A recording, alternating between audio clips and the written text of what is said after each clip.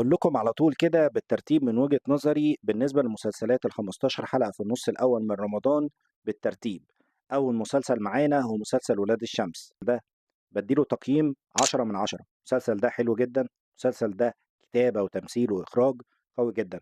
تاني مسلسل معانا أنا بادّي له تقييم هو مسلسل أشغال شقة، المسلسل اللي معانا من رمضان اللي فات، وفعلًا قدر إن هو يضحّكنا ويطوّر من نَفْسه كمان في رمضان ده، علشان كده هادّي له 8.5 من 10. تالت مسلسل معانا في السباق الرمضاني من وجهة نظري هو مسلسل الشرنقة، مسلسل الغموض بتاع أحمد داوود، مسلسل قوي جدًا، هادّي له 7 من 10. وده لإن فيه شوية تويستات وشوية حاجات كده في المسلسل ما كانش أحسن حاجة.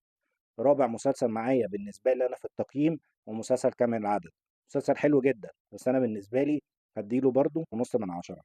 يا ريت تتابعوني عشان تعرفوا كل جديد، وداخلين على النُص التاني من رمضان، معانا مسلسلات قوية جدًا، ما تنسوش تتابعوني.